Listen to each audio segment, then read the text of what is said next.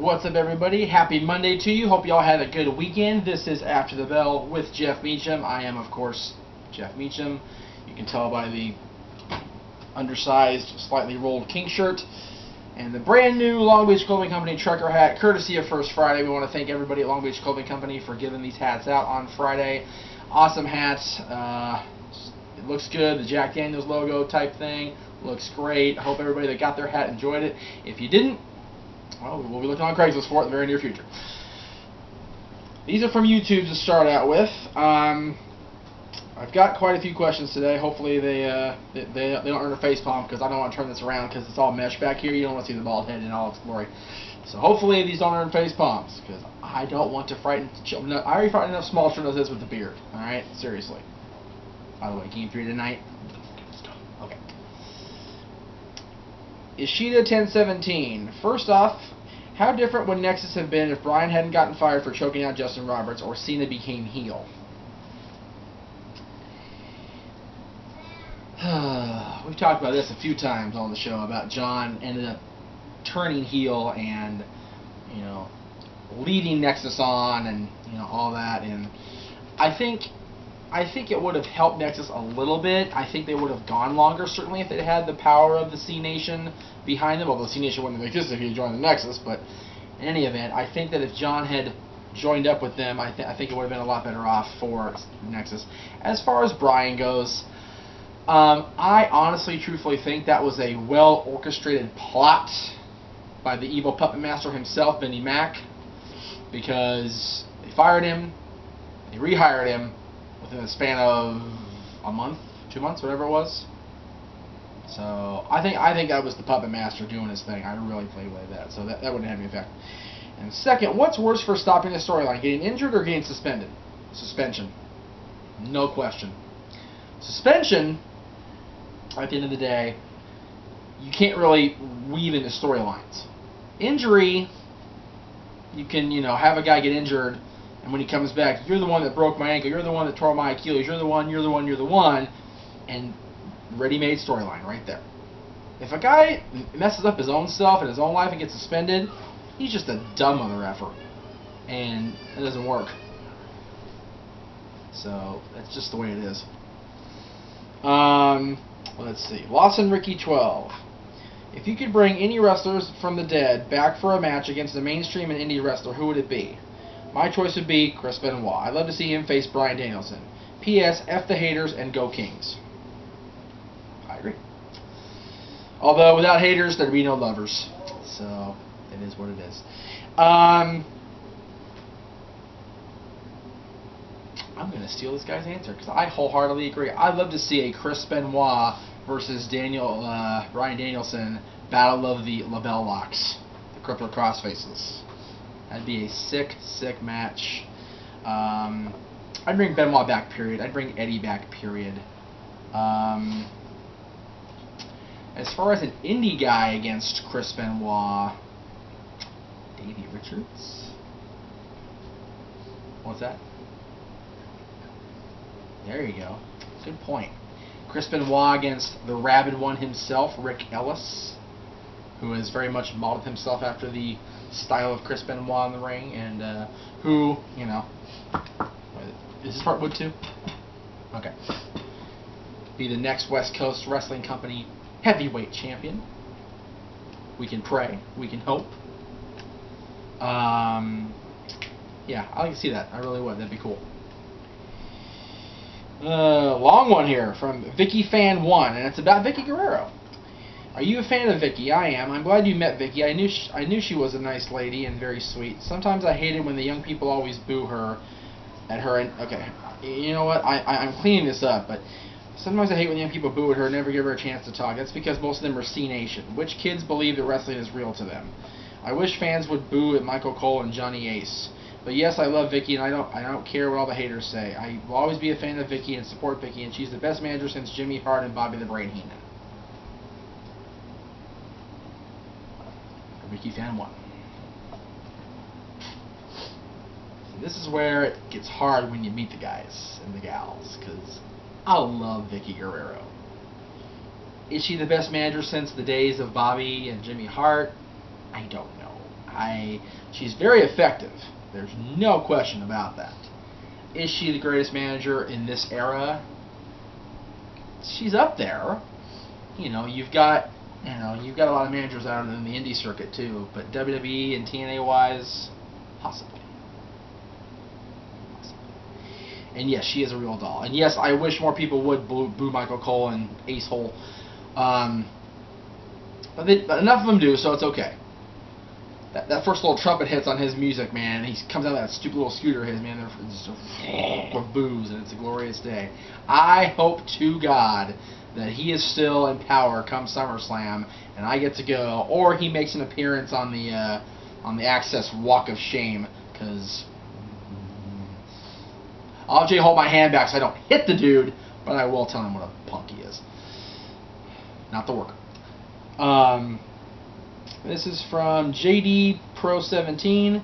What are your thoughts about the Matt Hardy fake suicide video on YouTube? I think it proves what a dick he really is. Do I really need to say any more about how we, the Constantine Studios, feel about the Hardys? Does it really need to be said? JJ took a picture off of his wall of Coke Hardy and tore it in half. We are done with the Hardys. I don't care what TNA does. I don't care what Matt does on the indie circuit or these indie shows. We are over them. Over it. If Sting hosts WrestleMania, what would happen in your eyes?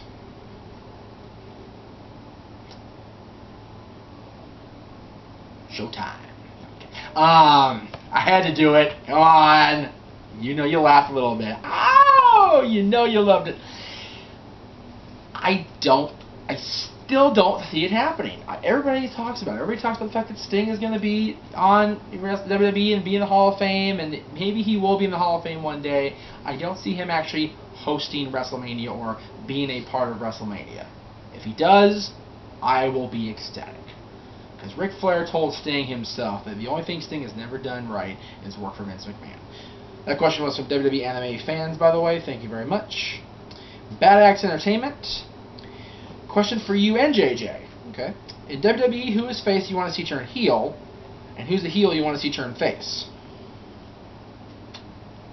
That's Thursday show. We'll answer that one. We also have a certain news brief. It's not late breaking news anymore, but we have been asked to talk about it. A certain suspension of a snake will be addressed on Thursday's Dads, along with this question. So thank you, Bad Axe Entertainment. Falcon 17. Do you think WWE should run an Olympics pay-per-view every 4 years, similar to the World X Cup? U.S., Canada, Britain, Mexico, with the others like India, Italy, Ghana competing in backstage vignettes for medals to fill time. I feel this could expose superstars who need the time so badly.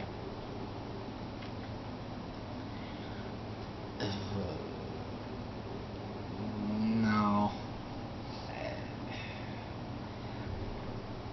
I don't think that Vince would buy into the gimmick enough.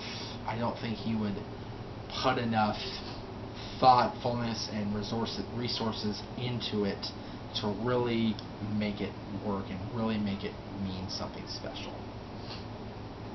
I don't think he'd do it. Let's see, here we go. Cam Roxay Socks. Jeff, why was Great Khali taken out of the Punjabi prison match, the Great American Bash 2006, and replaced with the Big Show? The match was okay with those two, but it did nothing for the storyline, as the match was made as a way for Undertaker to get payback on Khali, and it seemed Big Show was chucked in for no reason.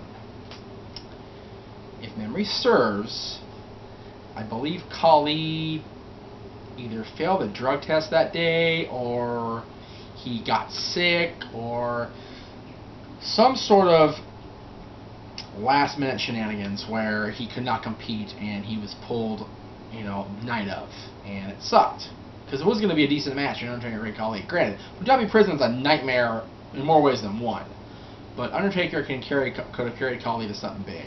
Undertaker and Big Show was good, like you said, but I think Khali, fit better, obviously. Here's a loaded question. I'm in trouble. Pug Fan 97. Who's the better goalie, Jonathan Quick or Martin Broder? And also, what are your thoughts on the retirement of Nicholas Lidstrom? I'm sad to see Nick go, but he's been a steadfast Red Wing. You know, he's been playing for 20 years, and regardless of how I feel about the Detroit Red Wings, Nicholas Lidstrom is an amazing talent. He worked his butt off for his entire career, and I send him Godspeed. Nicholas Lidstrom is an awesome player, and I hope he enjoys his retirement. Now, let's get our goalie stuff. I will never ever deny the greatness of Marty Broder. He is arguably the greatest goalie that ever played the game, which answers your question at the end of the day. But at the end of the day, the scoreboard is what matters. Right now,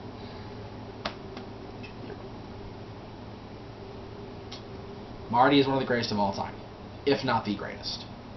But Jonathan Quick right now is just playing just a little bit better. From the Facebook, here we go. Jeff, how do you feel about seeing Big Show versus Cena for the 5th time in storylines? And are you interested in seeing the Show versus Punk match at SummerSlam this year? I really don't care about the Big Show Cena match. It definitely should not be the main event, but it will be because it's John. And as far as seeing Big Show and Punk at SummerSlam, I'm going to let the man who's going to SummerSlam answer that.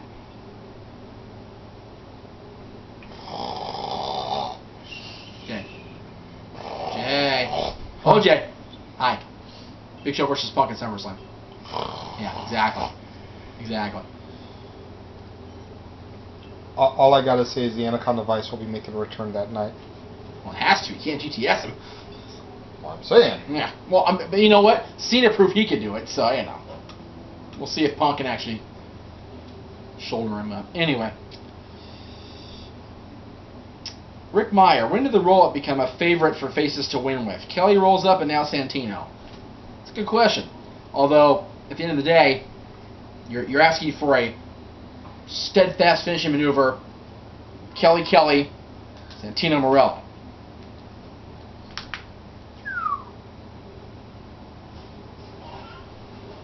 Kelly knows how to finish off one way. And that's backstage. Santino knows how to finish one way. It's Cobra Steak. Other than that, nothing. I'm sorry for pissing J Rolls off on that last comment. I apologize for that there. If you pick his hand again, but it was still funny. Okay, Lord Volkos. Sounds like the next phone for Star Trek or something. Seriously. What do you think of the WWE throwing Kane in the title mix with Punk versus Bryan Part 2 would have been enough? Yeah, I'm not a fan of that. You know, Kane came back last year and has been nuts ever since, and I'm not sure I like the fact that Punk versus Bryan is being interrupted. It sucks. So I really think that we need to have a way to get Kane out of that match, but we can't because WWE's booking. The surprise factor would be if Kane actually won the championship, but I really don't think they're going to let Punk drop it in a situation like that. I think it's going to be a straight-up one-on-one match between hopefully Punk and Bryan, hopefully at SummerSlam. Hopefully Iron Man, as JJ's talked about on Renegade or Dads, or whatever he's talked about on. That would be awesome to see. Let's see here. Oh, come on, scroll. There we go. All right. We already talked about Sting. Ooh, a big old paragraph. Holy, but Jesus, Batman. From Brandon Brownson. Jeff, longtime fan of yours, huge fan of the channel. I got a question for you, but if you as a DA team want to give their 2 cents on it, I'd be thrilled by that. There's really no denying that Dolph Ziggler's push has been slowed to almost a screeching halt as of late. Who do you think Dolph should feud with to get back on track? Personally, I'd love to see Dolph work a few matches with Zack Ryder to get him back on top. No offense to the woo-woo-woo kid, but the Ryder-Ziggler feud helped them both quite a bit, and a short return is just what Ziggler needs to get his A back on into gear. I would say D18 for Broski of the Week, but considering how I'm talking about Ziggler going over Ryder right now, I think that would be hardly appropriate. Very good, Brandon. It would appear that Dolph is getting re-pushed. You notice the last couple shows, he all but blew off Swagger Monday night last week, and then on SmackDown, he took Sheamus to the limit. and he's pretty much demanded Vicky, shape up this stuff or I'm shipping out type thing. It would not surprise me if Dolph Ziggler turns babyface. And I hate that, because Dolph's an awesome heel. He's such a great guy to hate. But at the end of the day, I love to love him too. And I'd love to see him and Jack Swagger go one-on-one and actually have a little bit of feud to blow off their tag team. Then maybe move on to another heel and slowly but surely build that momentum to the top. Getting back in the World Championship or the WWE Championship picture. Another longtime follower, Wayne Martinsky. Wow. He's been following me since Talk Wrestling #1. This guy. The Chris Benoit, because he mentioned the Chris Benoit video, because in that video I had the magazine talking about, because that was right after that happened. So, 5-year follower. Yeah, my Fave 5, dog. There you go. 5-year follower gets a Fave 5, even though I don't have a Fave 5 because I'm not Booker T and I don't call everybody random names and promos. Although I could. What do you think about Kane's push with the mask back on? Do you think it should be one storyline because they have him in every one? It's almost like TNA. Thomas... hang on. Okay. We got 2 questions posted in one there by mistake. So I think that one was from Thomas Corsentino. And then I'll do Wayne's in a second. Sorry, Wayne. My bad. Kane's push has been nothing short of extraordinary since he came back. He's been in the main event hunt with Cena and the main event hunt with Orton. He's he's challenging for championships now again. He's facing Punk, and Bryan, and I think it's great. But again, does Kane really need it at this point? No. Does he deserve it? That's debatable, honestly. Kane has been a world champion, he's been a WWE champion, he's been a Triple Crown champion, he's been a Grand Slam champion. Does he really need it is the key. I don't think he does. Now, Wayne's question, what do you think of TNA's Gut Check Challenge? Me personally, I think they are trying for too much reality TV with it. I was led to believe the Gut Check was real, and it meant something. And then that Silva kid got a contract, and Joey did it, didn't get a contract, and it's all kinds of BS. And I think it's all just woven in there to make us think that we're seeing things that we aren't really seeing, as far as backstage talks.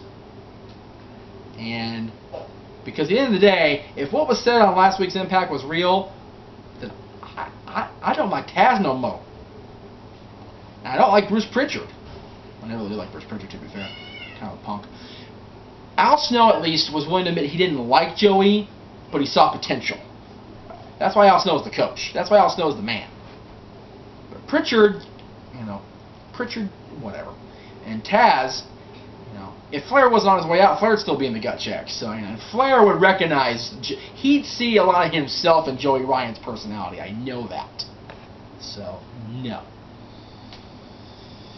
Sean McDonald, what do you think the likes of La Parka and Jushin Liger have never wrestled in the WWE? And do you hear about Sin Cara pointing a gun to Del Rio when they worked in AAA? Conan said it happened on his radio show. I have learned many things in my 10 years of doing these shows, and one of the things I've learned is don't listen to a GD word Conan says. That fool is crazy.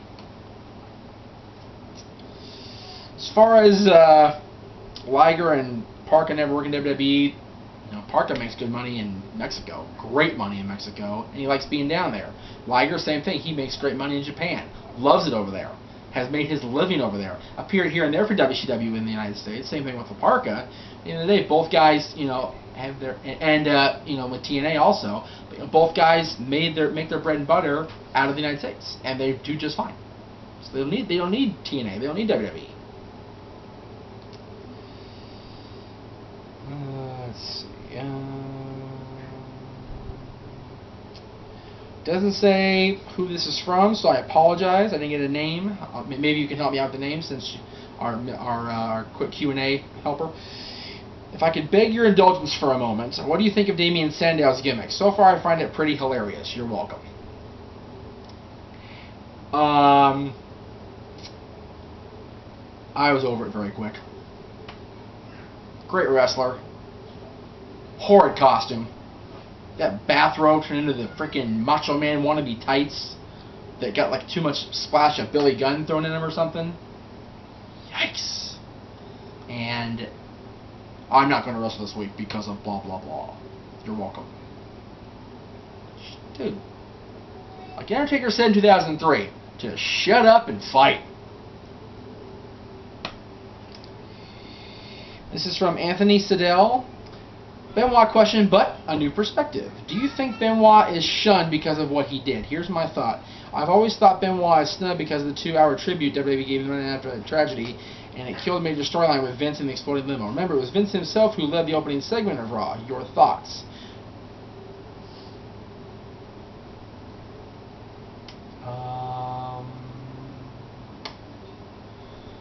That's an interesting question. I honestly don't think his expulsion from existence has anything to do with the fact that him having a very bad weekend at the end of the day killed a storyline with Vince and the exploding limo. I think that him doing what he did had everything to do with his expulsion from reality. But I did read an article today, or a little comment today, thanks to our buddy Sandy, that Vince himself has said once again that Benoit should be recognized for his achievements, but not promoted. Okay, she shouldn't be ignored, but he shouldn't be promoted either. So take that for what it's worth. Alright. I've got one more here, it looks like. No, I don't. I already did this one. Never mind.